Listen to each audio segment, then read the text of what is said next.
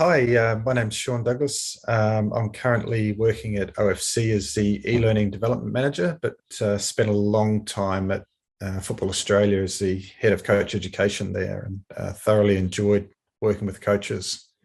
Um, just looking at today, we all want our players to get better, and to help us do this as coaches and parents, I think we need to understand the bigger picture about skill development. Hence the focus, looking on the slide of rethinking skill development. Now, a large part of skill development is not in our control. We all love to think that a player develops their skills just because of our brilliant training sessions, but the reality is a large part of it's not in our control. But we can try and create some conditions where skill will emerge a bit more often. So in this first part, we'll focus on the bigger picture, as we need to understand the influence outside of our control on skill development. Then we'll look at some session design to develop skills, and finally take a very brief look at the points of running the training session. So first thing I ask myself is why is skill development important? I think if you look at surveys with kids, getting better is one of the reasons kids love to play sport. Fun is far and away the number one reason, and the main reason kids play, along with being with friends. But always in those top five, the kids want to get better. So helping them improve their skills and doing that in a positive way is the whole reason I chose this topic and wanted to share this, my knowledge and my learnings along the way. Not to say that it's everyone has to do this, but I thought I'd just share a few things that might help. And I just want to start out with this video to put community sport into context and to highlight some of the issues in kids sport. Okay, line up. Hey, you two boys. Come on, other side, yours. Yep. Quickly, you know where you are. Everyone happy?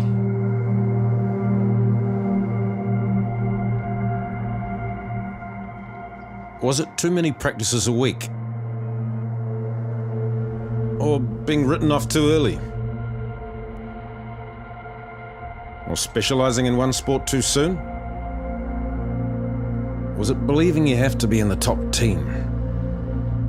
Or being expected to play like professionals? We're losing kids from sport, but you can change that. Keep up with the play to keep kids in sport. So I like that video because it's not just a football problem. It's not just a problem in Australia or in New Zealand. It's happening in many countries around the world. I think the direction that we're taking community sport, we are losing too many kids from sport. And there's a number of key messages in the video, a few that we'll touch on, with some that might prove counterintuitive to what you might think about becoming more skillful. So first, let's take a look at the bigger picture. So in the bigger picture, the world we live in today is very different to when we were growing up. As it says on the screen, Australia is one of the worst performers in a global report for physical activity levels. So children are missing out on all the fun and muscle building activities of simple things like doing cartwheels, jumping, hopping, climbing, squats, all sorts of things. I can't remember the last time I saw a kid climbing a tree. These things in the past would happen. Nowadays they don't. So children's lives increasingly revolve around indoor spaces and the routine of school, home, or it could be football or other sports, but it's all structured, it's all led by adults. So that natural physical activity or adventure play is almost disappeared. Games such as hopscotch and skipping rope have pretty much disappeared. And if you look at those two facts on the screen now, so Australia's children have been graded a D- scoring their physical activity. We were ranked 32 out of 49. So I think in the past, we thought about kids were active, they're outside, we're the lucky country. But the fact is, because we're the lucky country and we're pretty prosperous, we're seeing these sort of physical literacy outcomes now in our kids. And as I said, the world has changed. It's not the 80s and 90s when many of us grew up. This this stat here really is pretty scary stuff. So the least fit child from a class of 30 in 1998, so the least fit child would be now one of the 5 fittest in the same class today. That's incredible.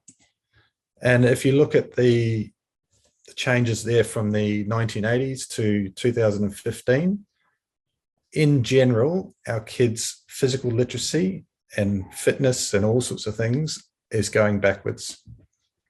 So if you think about the implications for skill development in football, if players can't move properly, if they don't have that fundamental movement skills, then developing skill in football is going to be more difficult.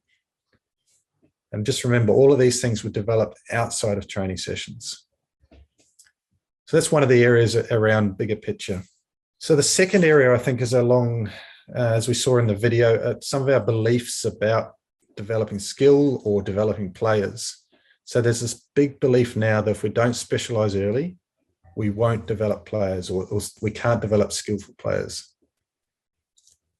So today, there's this belief that players have to be trained from younger and younger ages and do more and more training sessions with their coach to get better. But when you look at the reality, this is not exactly true. So there was a study done by the Professional Footballers Association of Australia. They looked at the golden generation, and they looked into their training history and what sort of things they did as kids. And they did a little bit of a comparison with some of the kids, or some of the players today that are in the 17s, 18s, 19s. And one of the stunning things they found was that sampling was a big part of the golden generation. So in sampling, what we mean is they played multiple sports as kids. Okay? And if they compared that to the players of today, they're 17, 18-year-old top-level players, in Australian national teams today, most of those specialised early in football. Okay, so the best players, well, what we consider the best players Australia has ever produced, came from a sampling background. So they played multiple sports. And we might think, okay, well, that's just Australia. That doesn't happen all over the world. In Europe or somewhere else, no, they're specialising early. So let's have a look at that. So if we look at a study from Germany where they looked at professional players and national team players, and they compared that with amateur German players. So senior top-level footballers, those that made the professional level in Germany and those that played in the national team, they started playing football early. That's what early engagement means. Okay, so no, you can't pick up our sport at 18 years of age and become a brilliant player. That would be very difficult. So early engagement in football, playing football from an early age is important. They had moderate volumes of organised football training. Okay, so they probably did 2, 3, 4 sessions a week as they went from juniors into youth. Within those training sessions, they had a lot of gameplay. Okay, so those activities where they're game-based, not sort of drill-based. And as we would expect, they played a lot of street football or schoolyard football or backyard football, whatever you want to call it, during childhood and youth. And maybe something that's a little bit surprising, most of them played in other sports. So even in a top European country, the very best players played multiple sports in childhood. And even, as a study found, most of them played one other sport in their youth. So they played football and they played another sport in their youth up till about 16 years of age. And they only specialised in football in their late teens. Okay, but the important thing is that they played a large amount of street football, okay, away from adults, away from coaches, and all the benefits that brings. So, it's consistent, whether it's the golden generation in Australia, whether it's top-level professional players in Germany and even national team players in Germany. Okay, they need to be playing football. Street football was a big part of their development, but also playing multiple sports, developing those fundamental movement skills early so that they can pick up the football skills easier. And they did find that national team players actually specialised later than the professional and the amateur and played more street, park, school football in childhood. Okay, and as it shows there, they played other sports. So these are the top level in Germany. The other thing we've got to be wary of, times have changed. So our golden generation and the German players grew up in a time when free play was pretty abundant. We, I think of the same as a kid. We had to be dragged in for dinner, as it shows in the top picture there. Now we have to drag kids outdoors. Before, and they said limit screen time to 2 hours a day. Now it's trying to get kids out for 2 hours a day. So it's really difficult. Times have changed. The culture and the influences for kids have changed. And you look at the pictures like these. This is your typical school throughout Asia, but could be the same school in Australia. Everything's structured. Everything's controlled. You compare that with the environments in, say, some of the South American countries where there's a lot of street football, and you can see why there's a big difference in skill, not even taking into account what we do in coaching.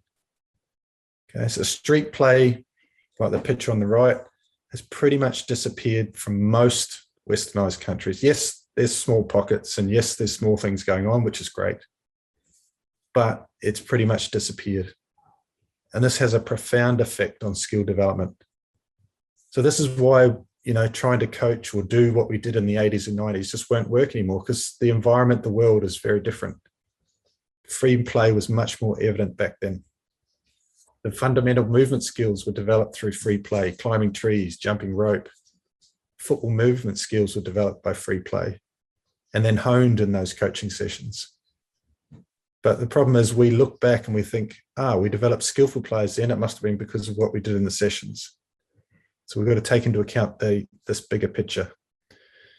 And as I said, street play is probably the huge contributor to skill development. But if it doesn't exist, what can we do? So there's a pretty good example of modern day street football. I think everyone knows Iceland's successes recently. They have 300,000 people. So that's a tiny town in Australian standards.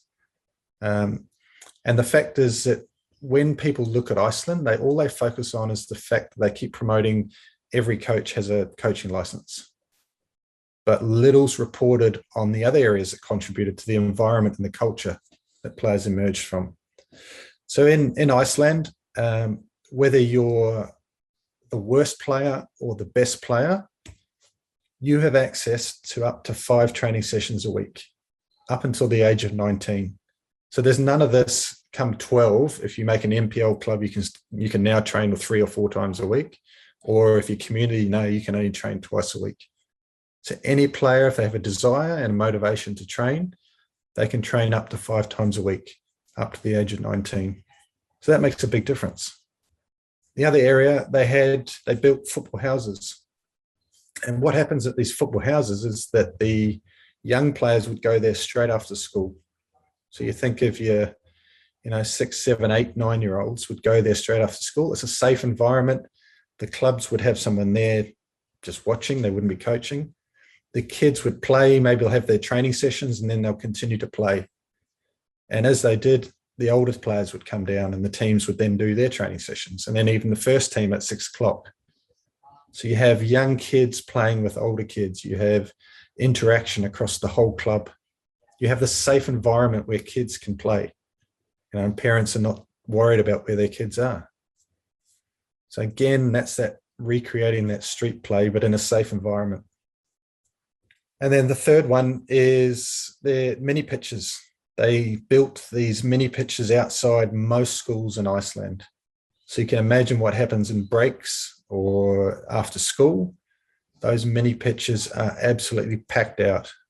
Okay. Again, it's that environment, that's a safe environment. The kids can just go and play, and it recreates the street play of the past.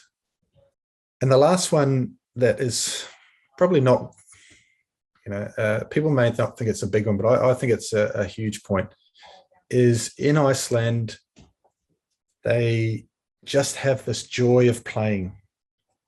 They just want to play for the fun, for the sport is sport's sake. They're not there to become a professional. They're not there to win the Champions League or the trophy. When they start out as kids, the culture in Iceland is we play sport because it's fun and it's great. Okay. And that comes from their social surroundings. So what that ends up being is that elite athletes in Iceland are ruled by intrinsic motivation. So that means the sport itself has value for them, which then encourages values like joy of playing, positive atmosphere, which has a positive effect on the development of individuals in the team. So it all comes from their culture around their society, has a big impact. And the last point, as we saw with our golden generation and the Germans, is that the kids are playing multiple sports. Okay, so they're multiple sports up to roughly the age of 12, and then even well into their teens, they're playing football and probably one other sport. So there's late specialization. Specialization doesn't happen until sort of 16 plus years of age. And I think all this is coming to is a point I'd like to make for you as community coaches. For me, the KPI number one for you as a community coach is to inspire them to play independently of you. And so what I mean by that is, if you create an environment that is just so fun at training, the kids are going to want to walk to school with their ball under their arm. They're going to get a couple of mates and go down the park in the weekends. Or they're going to want to stay after school and just get a game going. This is what recreates that street football. And if you're a parent watching this, why don't you get 2 or 3 kids and go down the park, sit there and read a book, let them play.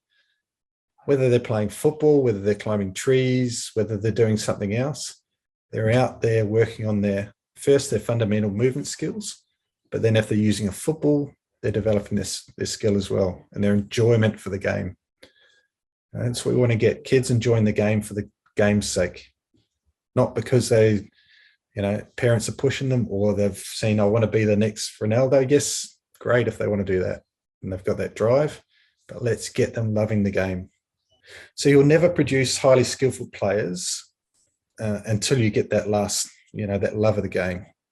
And the environment, as we've seen, and the culture has a huge part to play in skill development. So this diagram illustrates this.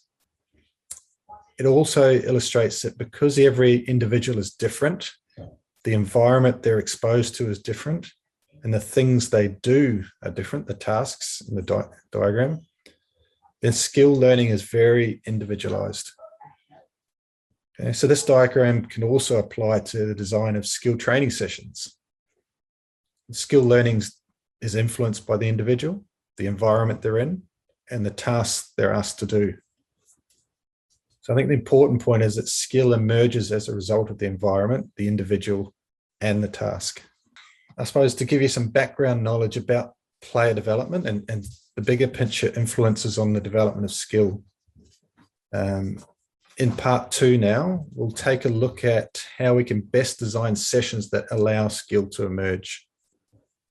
So looking back at the part 1, we can maybe do some things to try and influence the more free play or that, but it's difficult.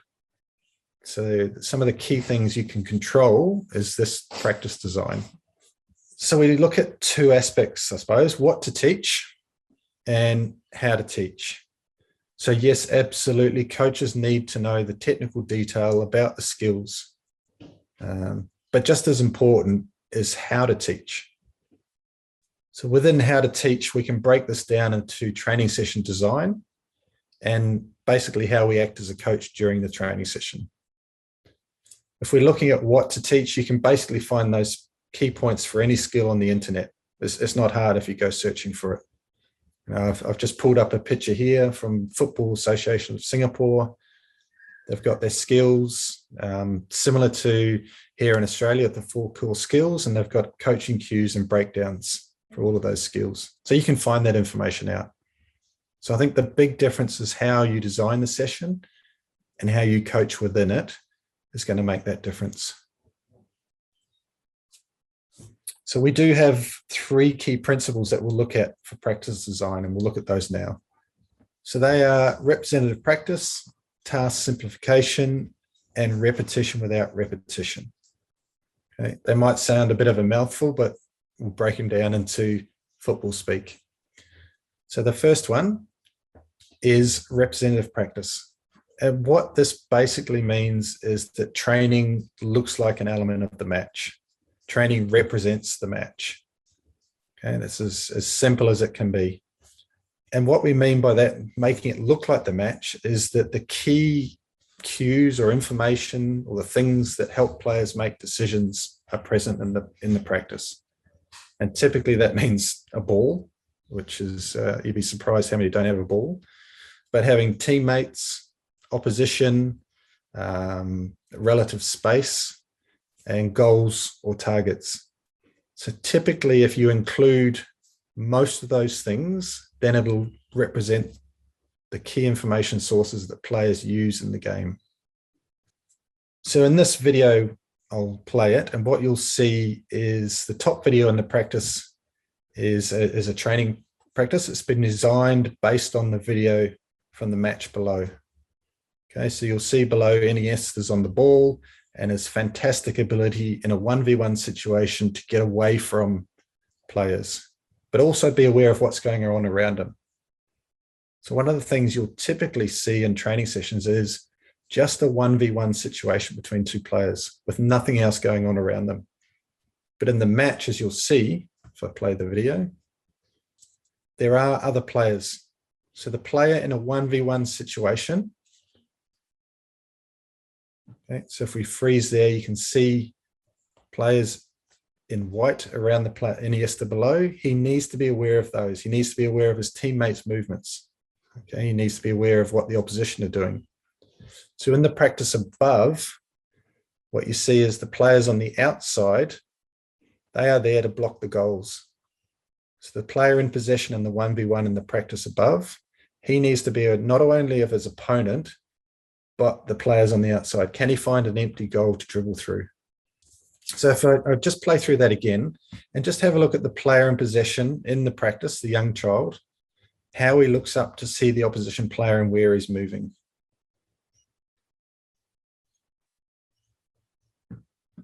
So you can just see there, he looks up to see where the other player is, so he can adjust what he's doing and go to an empty goal. Okay, so it's these little things that we can add into trainings that help players transfer into the match and help develop skill. Okay, so one of the ones, as I said, one of the problems in 1v1 is young players' attention is completely on the ball or completely on the 1v1, and they have no idea what's going on around them. So if we can build that into training, so this opposition, then we can see improvement. So the second principle is called task simplification. And as it said there, the idea is that we want the key information from the game to still be present, but we might want to simplify it. So rather than completely removing opposition, we might make it a 4v1 or a 3v1 or a 5v2. Okay, so there is opposition there, but it's simplified, it's easier. And that's preferable to removing the opposition completely. Okay, because if you take opposition out, it makes it a very different skill. And the skill is taken out of context. So as we said, tasks can be simplified by reducing the numbers and teams, increasing the space of the playing area, or, rather than reducing skills to isolated drill activities that are not relevant to game situations. So the key point out of this is that it enables players to practice with all the key information sources present from the game. So we do want to avoid that situation where skills are taken out of context and then put back into context in the game. So, and I think one of the other things is by simplifying it, we can achieve high levels of repetition, which is important, but still retain those key information sources to help players make decisions. So we're training skill and decision-making together. So I'll just illustrate this by this video. So what you'll see here is in both these activities, it's about being able to play forward and the movement and the skills to be able to play forward. In the video on the left, you'll see a player will move into space. He'll receive a pass. He'll turn his body position. He'll face side on so we can play forward. Ideally, he would be scanning over his shoulders to have a look. He'll move into space, he'll receive the pass, and he'll play forward. Okay. The video on the right, the players are trying to do the same thing. Okay, but what you'll see is there are two teams. The yellow team is playing from left to right. The blue team is playing from top to bottom. They're not tackling each other. They have a ball each. But the fact is there's opposition inside the playing area. So the players have to be aware of that. So I'll play the video and we'll have a look. So you can see the one on the left, the movement's already predetermined. Now, this is your typical passing practice you might see. Then have a look at the one on the right. Again, it's a passing practice, so there's no tackling, there's no competition. But have a look at the movements of the players. So if you think about what information sources are present for the players on the right compared to the ones on the left. Okay. So with the practice on the right, players have to identify the relevant cues, their position of teammates, because again, they might pass to a teammate inside that grid. The position of the opposition. So can I pass forward or do I need to use a teammate to pass forward? Timing of the movement. Where's the space that I need to find? So if you have a look at the one on the left, there's no decision about finding space. It's already predetermined. And because the key elements are present with the player and the practice on the right, players are required to practice body positioning, scanning, first touch, passing. Just think about the skill of scanning. So looking over your shoulder to see what's behind you or what's in front of you. I'm sure the players on the left have been asked to scan and have a look. But when they look, what are they looking for? So here in that practice, all they're doing is practicing turning their head. Whereas on the right, okay, I can look over my shoulder and what I'm looking for is to see where the opposition are. Or am I being closed down? See where my teammates are. Okay. So it's just a difference in practice by adding in those key information sources and adding in a little bit of variability in movement. Makes a big difference in the development of skill.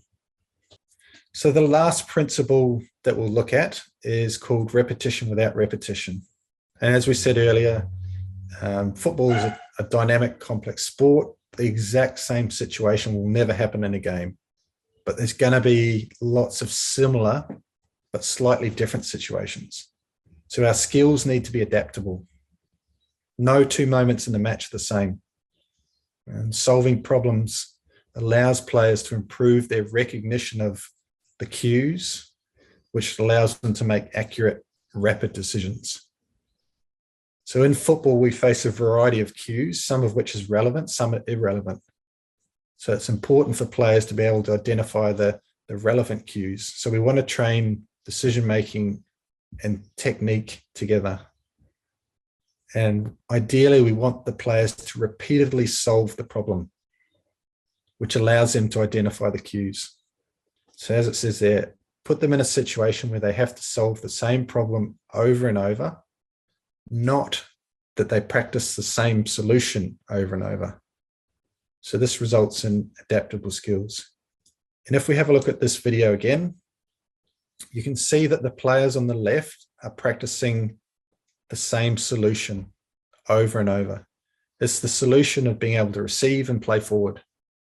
So move to provide a passing angle, open the body position to receive, scan, receive and play forward. Okay, it's the same movement over and over, practicing the solution. The one on the right practice solving the solution, or solving the problem, sorry. So the problem is, how can I get in a position to receive and play forward?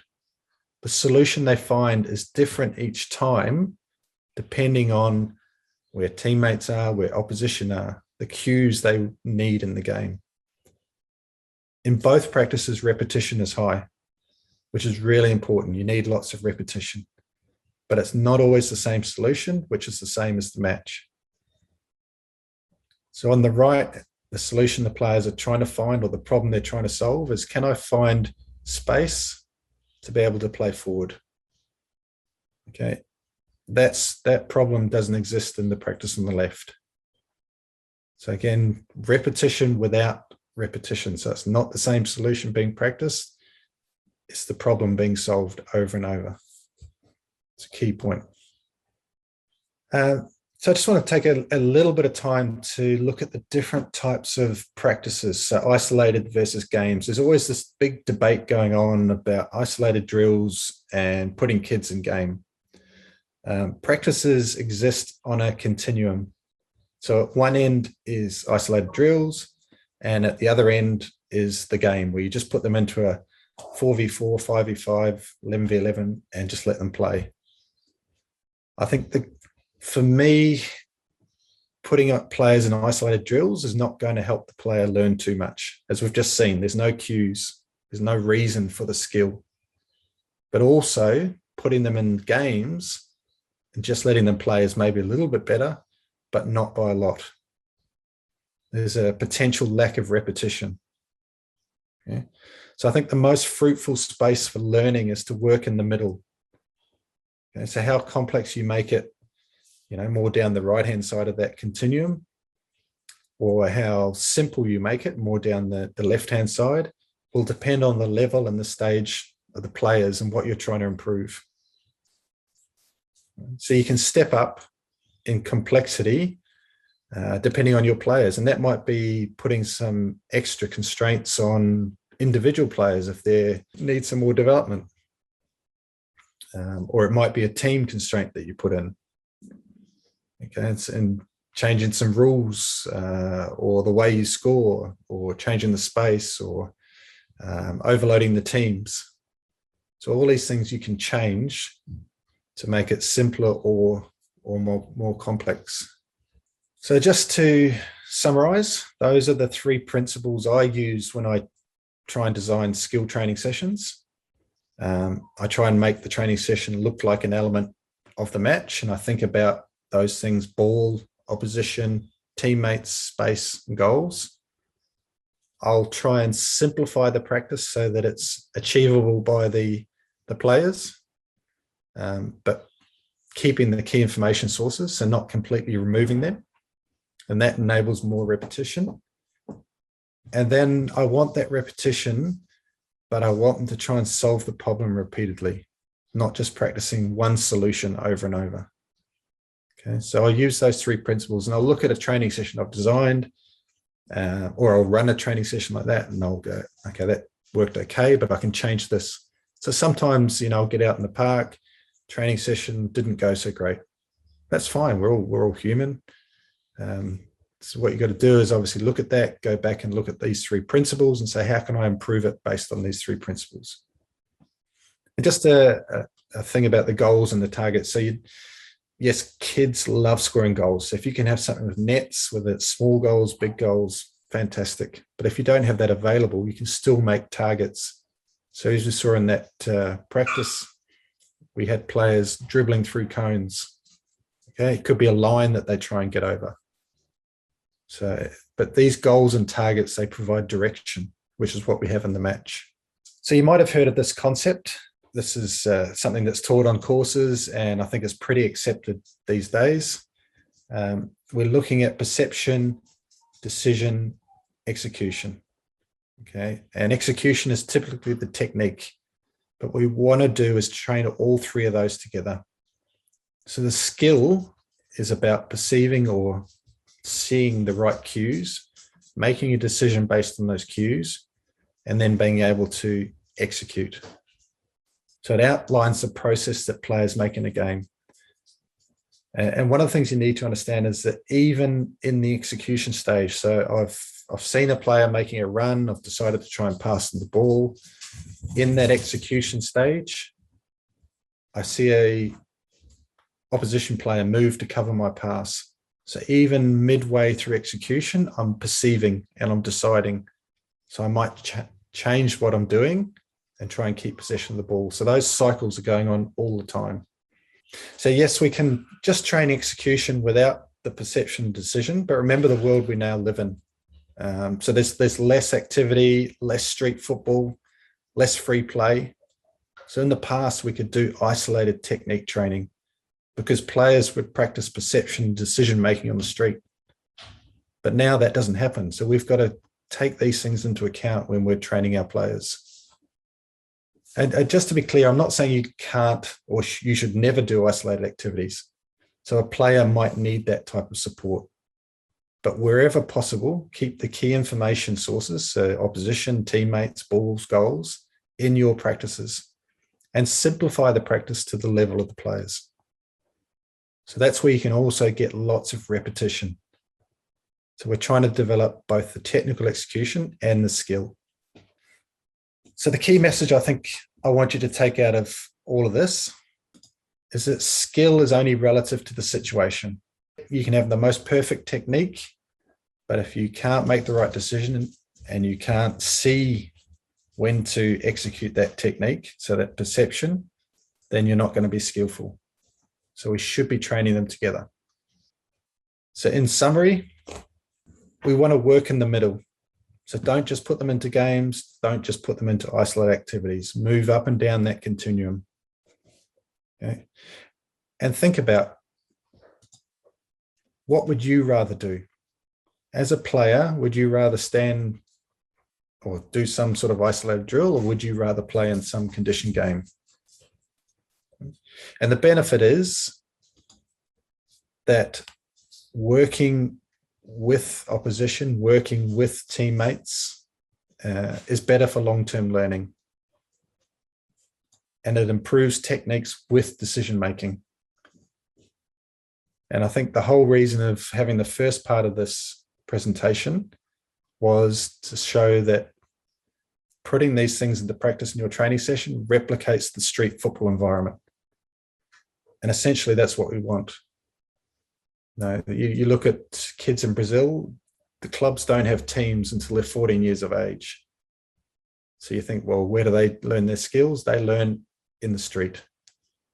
Okay, and we don't have those, unfortunately, but fortunately, we don't have the environments that the kids in Brazil are experiencing. So we need to recreate that in a positive way in our training sessions.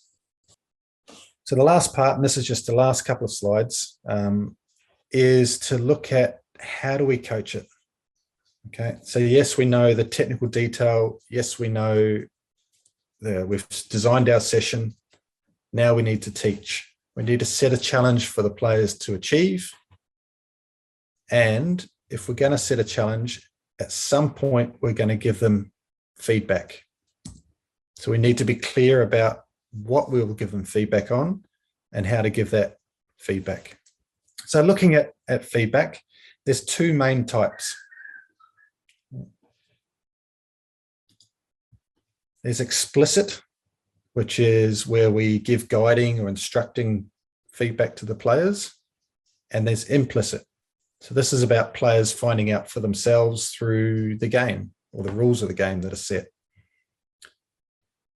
So at some stage, we're going to need to give feedback to help the player. But I think the key message is that we tend to provide that explicit feedback too quickly and actually hinder the natural learning process. So research shows that implicit learning is more effective in the long term and for the transfer to the game. So that problem we think, oh, well, they did it in training, but they're not doing it in the game. They forget all about it. If we provide implicit learning and training, that transfer into the game is better. But as with all things, it's a continuum. And there will be times when explicit feedback is absolutely required. But before you give feedback, allow the players to try and figure it out for themselves. Allow them to fail, make mistakes, search for a solution. You know, it's human nature that we want to jump in and give feedback and answers to the players on the first mistake. You know, there was a famous coach, Horst Fein. He used to say, let them fail up to 6 or 7 times before you even step in.